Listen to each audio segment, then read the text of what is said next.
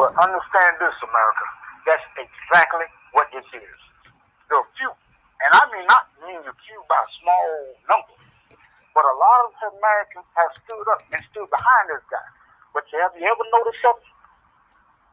He's the only one getting away with certain things. Forget about all the crimes and the felonies that he has. Look at the people around him, still kissing the crack of his ass, but at the same time, their life has been affected by what? The same mental illness that Donald Trump has. It's all ego. And when the people in red, like this red wave they claimed they was going to have, they never did get it. So that only made him even more bitter. So when January 6th happened, you had all that rage, that Trump rage. People coming together. For what? To destroy America? Because that's what you had at the Capitol. Not a joining of hands.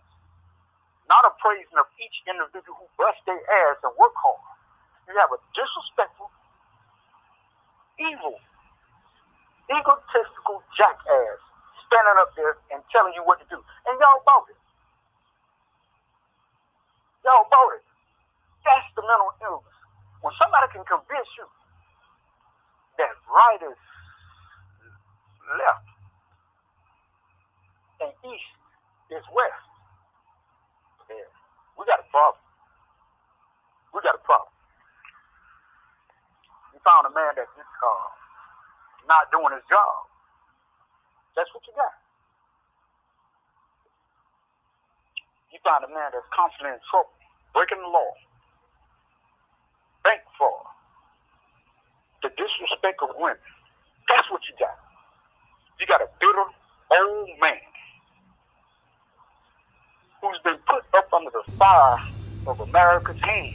You got his side and you got the other side. I stand with the people when they stand for what's right, but for pastors and preachers who have ran up behind this man, you're responsible too, and you're responsible for your congregation. You saw all these other people. You saw pastors and people taking their ministries down to the Capitol. And what did y'all do? What did you accomplish? More division because you were not satisfied with the whole America result. I stand with America. And you know the one thing that pissed me off? Y'all already know. Here it comes. I got much more respect for veterans. None of that shit, what he said, would have never came out of my mouth. My father is a veteran. There are military people in my family serving right now. That's a slap in the goddamn face. And any American who goes against that is not an American. So what you have is traitors that have been angered because they didn't get their way. Childish, disrespectful individuals. That's your mental illness. And you seem to think that this is going to go right. Well, if you believe it, and that may be a truth, but you know what you stand for. Everything around Trump, look at this, and hear this. Everything around Trump has been effective.